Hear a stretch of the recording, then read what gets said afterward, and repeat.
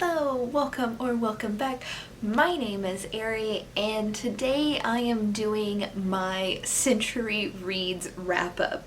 So first I am going to wrap up the books that I read for December, which were the 2010s, and then I'll kind of like go over like generalized information at the end.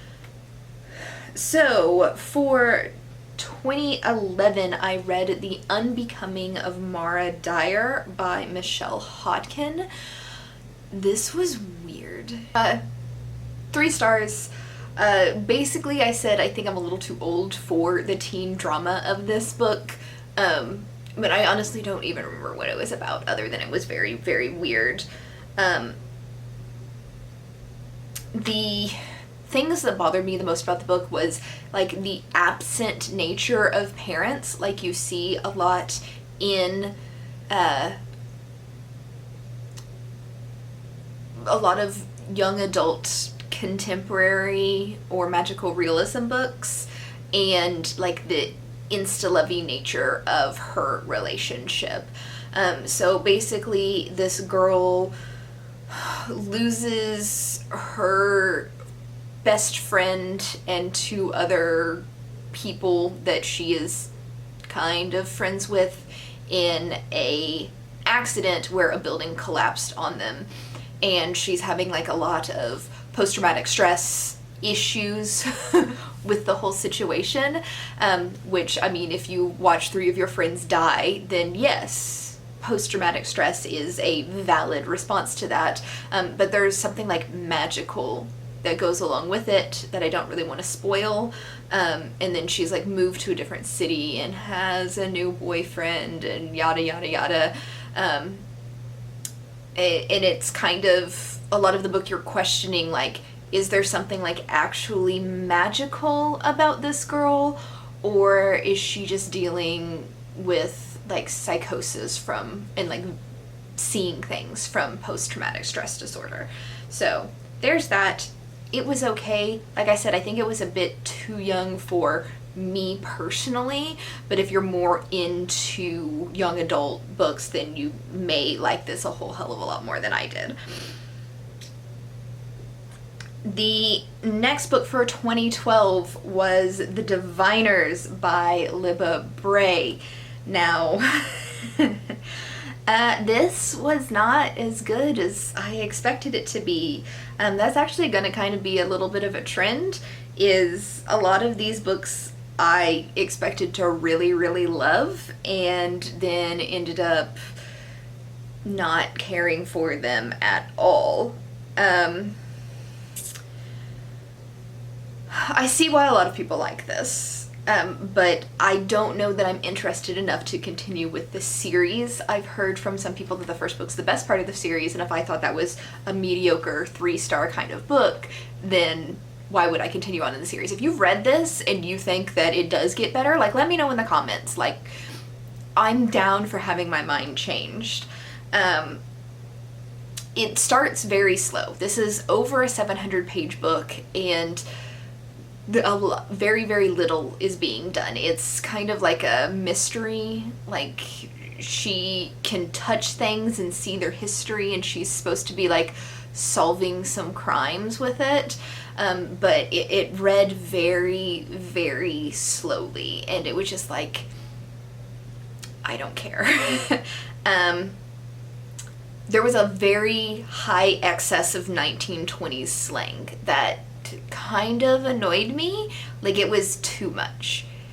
Instead of just being like, oh, we're in the 1920s, it's just like, did the author like find a book of 1920s slang and try to fit as many words in here as possible? Evie, the main character, said positively, with like, it was spelled out like POS-I-TUTE-LY, and instead of like positively, like that was so annoying. Just reading that over and over and over again, it's just like, yes, we get it, she's made up this weird word instead of saying positively. Why is she saying that, like, all the time anyway? That is not a normal word to use in conversation. And things like that. There's always, like, words that use too much that annoy me, and especially when they stand out and you notice because they're weird words that it's being used too much. So that, again, annoyed me, if you can't tell by my annoying tone of voice going on right now. The only thing that really interested me was the relationships. Like, I want to read on, if I do decide to read on, it's going to be to see where these, like, crushes and, like, budding relationships go. Because I like relationship drama sometimes. Sometimes I don't, sometimes I do. Libra Dre did it in a way that I like it. So, there you go. Next book was The Ocean at the End of the Lane by Neil Gaiman. And I legitimately don't remember what this is about, so I'm gonna have to look at my review.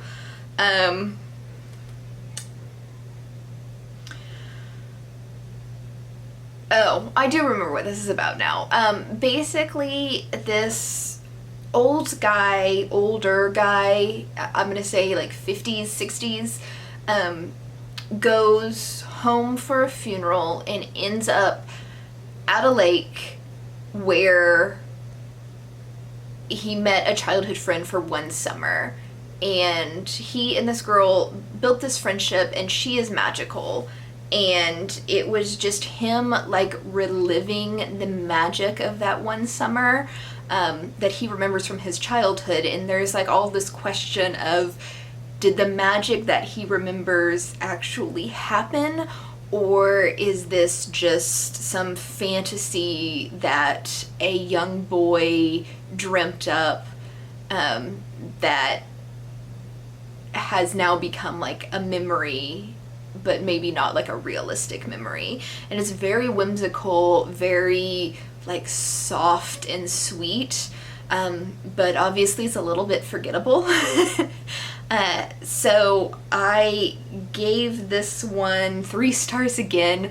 It wasn't anything, like, groundbreaking or something that I'm gonna remember for, I mean, even a couple of weeks apparently, but it wasn't, like, bad by any means. I actually kind of wish that I read this more towards the end of the month, when I could have used more of a palate cleansing book, because towards the end of the month I read some really depressing things.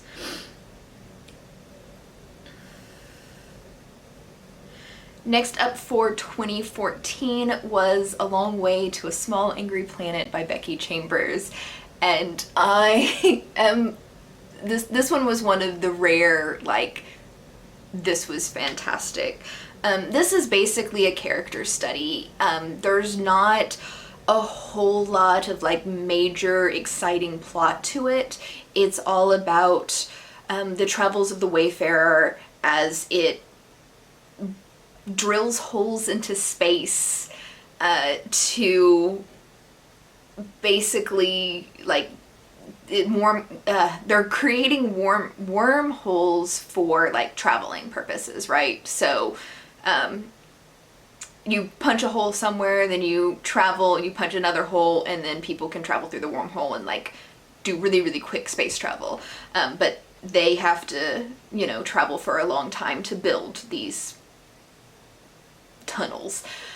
Anyway, most of this is about, like, the little mini adventures they get on the way, and how this small group of people, who are all very different, live together, respect each other, and, like, build their own found family during these space travels. And a lot of reviews that I've seen of people who don't like it say, like, oh, this is too sticky sweet, this is unbelievable, people don't actually behave this way.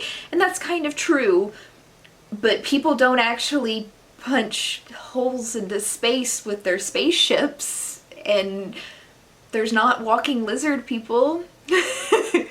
So we can, you know, have fantasy sci-fi books with fictional characters that are actually kind and respectful to each other, unlike the real world where everybody's an asshole.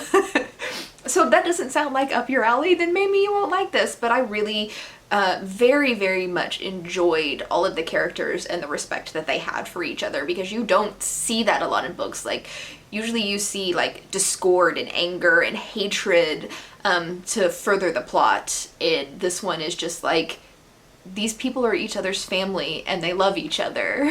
Even if they have like little squabbles, it's all happy and resolved in the end. I don't remember if I said that, but I gave that a 4 stars. The next book on here is one that was very unexpected for me, and it definitely taught me something about myself. That was A Little Life by Hanya Yanagihara for 2015? Does that sound right? Yeah. I hated this book. I have seen this all over YouTube saying like, this is a book where like people read it to cry because it's so sad, because Jude, who's kind of the main character, has had such a terrible life. And yes, Jude has had a terrible life, but his terrible life just made me angry instead of making me sad. Like, I barely cried at all. Let's say, I can understand this as like a powerful and beautifully written story. Like, all of that I can understand. It was just the events in the book and my enjoyment of the book that made me give it a low rating. Like, this isn't badly written. There's nothing wrong with the author. If you love this book, then I'm not gonna say you're a better person than me, because holy shit, this is a horrible, like, events of the book are horrible. This did solidify my understanding of my own reading taste, and I cannot enjoy books where a major part of the plotline is the abuse or neglect of children. I don't even like kids at all, but I can't enjoy reading about children being abused or neglected, no matter like how beautifully written the book itself is. And that, I guess, is technically a spoiler of the book, but you need to go into this book knowing that there is going to be child and abuse and neglect, because it's just so extreme that if you don't know it, like, this book will screw with your mental health. Jude, who is one of the main characters of this book, was found in a dumpster by a priest, I guess, a monk. And he started growing up in a monastery with a bunch of Catholic priests, and from a very, very young age, like 4-5 years old, until he was 16 years old, he was routinely sexually assaulted and raped by men. Every time as a child he thought he was escaping this sexual assault that just completely ruined his entire life, like the trauma of it, like literally ruined his entire life, he would wind up, his rescuer would end up being an abuser again, until he escaped on his own and ended up going to university at 16. But this book follows him from like university to like well into his 50s, where he is dealing with like the repercussions of the first like 15 years of his life. And it's depressing.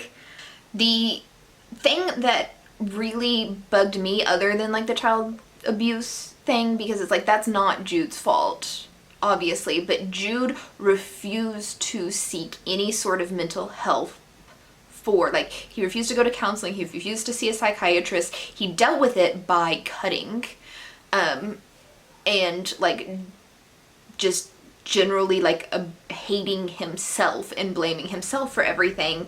And no one in his life, his friends, his adopted parents, no one would force him to seek help. And they were so concerned about losing his friendship that they would never force him to do anything. And this like got to the point where he like tried to commit suicide multiple times. He would refuse to eat, starve himself. He would injure himself. He ended up with like a bone infection because he just like refused to take care of himself mentally or physically. And these people are not friends, they're enablers. And like Hanya made me understand like why they would do this, but it still pissed me off that they did do this. So it was just like, you were not helping him, you were enabling him. Like, stop. Like, your friendship is not worth his life. If he hates you for the rest of eternity, fine, at least he's not dying. What are you people doing? And that's basically like, I ended up hate reading the book thinking that like the entire time. Either I hated Jude for refusing to seek help, even though I understood it. I hated his friends for refusing to force him to seek help, even though I understood it. And I hated every single mention of any sort of pedophile or sexual abuser. And that one I definitely didn't understand. And I think those characters are meant to be, you know, hated. But yeah, I can't say that I actually recommend that for anybody. And again, I didn't cry very much at all in that book. I was just too angry to cry. And now I've got the hiccups. Next up for 2016 is Every Hearted Doorway by Seanan McGuire. This was a cute little novella that I'm not going to say a whole lot about because it's a novella, so it's really short. This is basically a school for children who have gone through doorways into other worlds and then ended up back on our world, like the plain, boring, non-magical world. And it's people who want to go back to the worlds through the doorways, but can't seem to find their doorways for whatever reason. Either they're banished forever or they're just waiting to potentially go back. And it's a lot darker than I expected it to be, but it was very, very good. So I will be reading the rest of the series in January. That's how much I liked it right off. I think I gave that a 4 stars as well. Next up in 2017 was The Seven Husbands of Evelyn Hugo. Now, I've been hearing about this book for forever, all over BookTube. It was a huge popular favorite. It didn't really sound like anything that I would typically enjoy, but I did really enjoy this. This is the kind of book where even if reading about like a movie star recounting her life and the 7 different times she's got married, even if that doesn't particularly sound interesting to you, this one's just so well written and so interesting that I don't think that has to sound interesting for you to like it. So definitely something that I recommend. I think I also gave that 4 stars. Yeah, I gave that one 4 stars as well. It's just contemporary. It's literally an old woman talking about the 7 men she married, but telling like the real story behind her life and not what people have seen in tabloids. Next for 2018 was Educated by Tara Westover. I think they gave this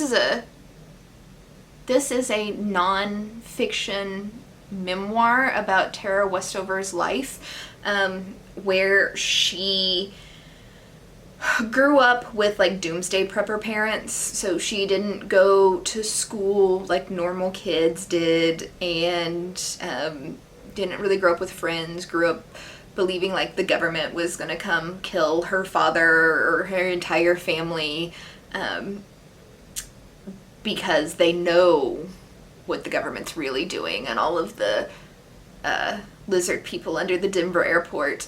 But anyway, it's how she remembers her life. And I gave it a 3 star because there's just some serious plot holes. I mean, I know it's supposed to be like a true story, but there's things that she remembers that never could have happened. Like, the one that stood out most to me is, I mean, she ended up going to college and getting like a doctorate, and she like passed the ACT her first time trying. So she obviously had to have some sort of education, even if she doesn't really remember getting a very good homeschool education. There had to have been something there. Like, you can't just, like, even if you're really good at understanding math, like, you're not going to be able to pass the science part without like a basic understanding or basic schooling of science. Like, that, some of that stuff isn't just things you can intuit. You have to like actually get some schooling for. But that wasn't the one that stood out the most to me. The thing that stood out the most to me is she was applying for a grant, and she needed her parents' tax returns in order to get the grant. And she said she didn't have a birth certificate until she was like 14, something like that, maybe 9. Like, she got like a late in life birth certificate, all this like other stuff about like never went to school, never anything. Her parents are doomsday preppers who hate the government, and you're honestly gonna tell me that these people pay taxes? And that she was able to get her parents' tax returns from her mother. Like, there is no way in hell that these people were doomsday preppers to the either they didn't pay taxes and there was no tax returns, or they did pay taxes and they are not doomsday preppers to the extent that she remembers them to be. Because that is just, that's not believable. If this was a fiction story and somebody put that in, then everybody would be in the comments being like, this doesn't make any sense. Why would doomsday preppers pay taxes? But there was like a lot of like little things like that. It's like, that doesn't make sense. So it felt like a fantasy story or a fictionalized story with like a lot of plot holes. Was it interesting? Yeah. Were the things that were obviously things that never happened like really distracting? Yeah. Did I like it? It was okay. I don't super recommend this, just because it feels like her memories are incorrect. So, there you go with that. Next, in 2019, was The Rise of Magics by Nora Roberts. I think I actually have this book somewhere.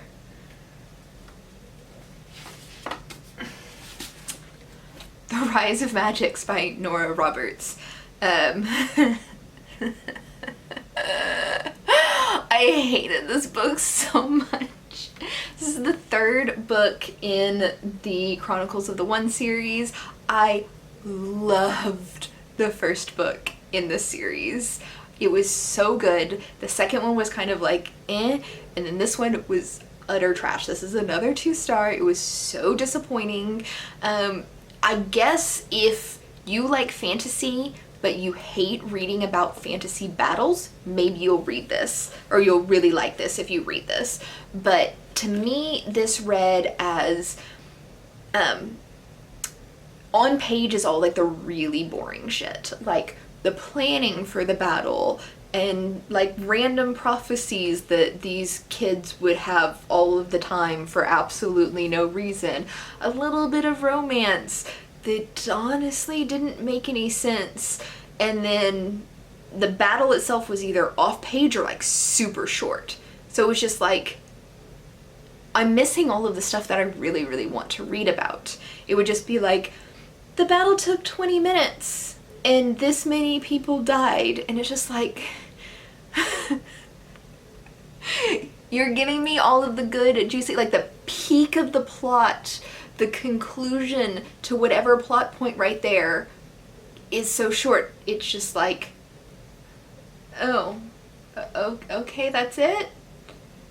Well, I'm sad. And it's repetitive. It's like, plan for the battle, have the battle, plan for the next battle that's a little bit bigger of a battle. And that's literally how the whole thing went. And almost none of the battle things were on page, and the romance was stupid because like the first half of the book, she was like telling this guy that she's destined to be with, that she doesn't want to have sex with him and doesn't want to be with him until they save the world, because she knows she's the one, she's the chosen one, she knows that, but she doesn't want to have a relationship until they manage to save the world. And then out of nowhere in the middle of the book she starts sleeping with him, and it's just like there was no like valid reason for her to change her mind.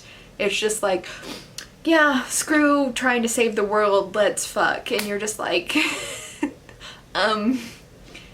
but wasn't that like a really big plot point, that you didn't want to be in a sexual relationship until you saved the world? Like what happened to that thing? So yeah, I was so disappointed in this, and I'm sad now. So if you want to read that series, I recommend the first book in the series, which concludes in a way where you can imagine a much better ending than what Nora Roberts actually wrote.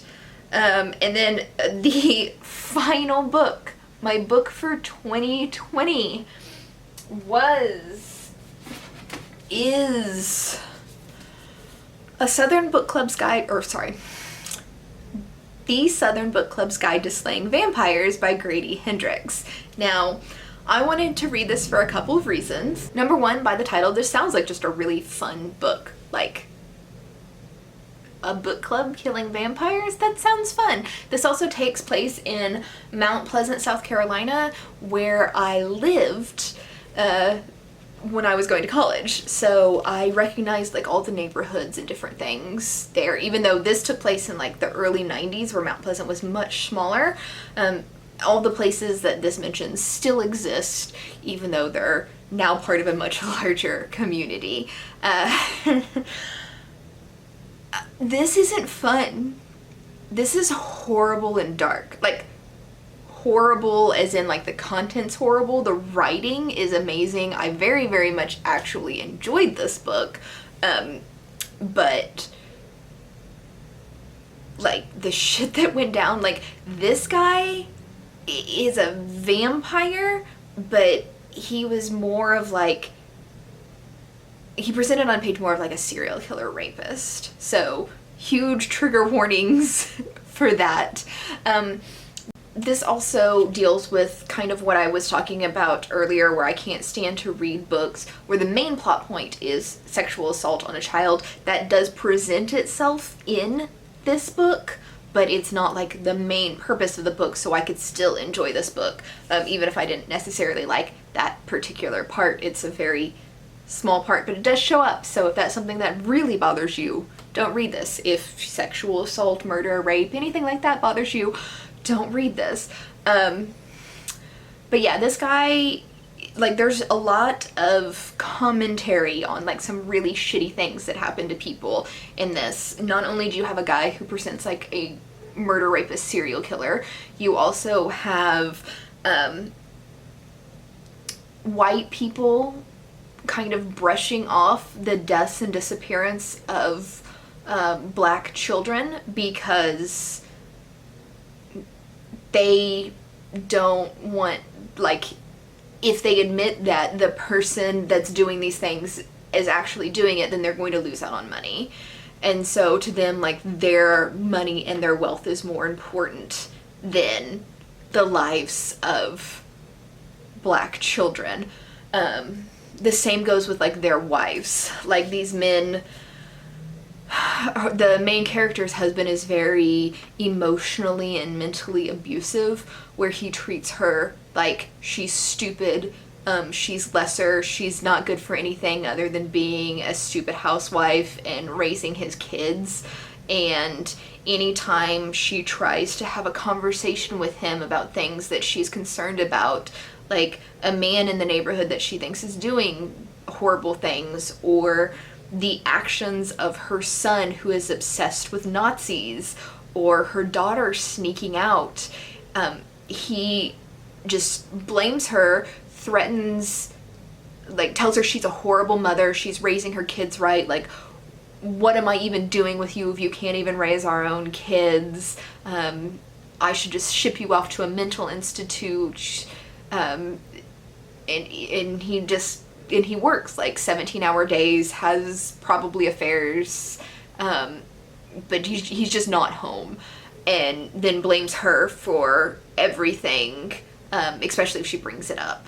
And it's just like, it's a very dark book, but it's so beautifully well written and makes you like really, really think.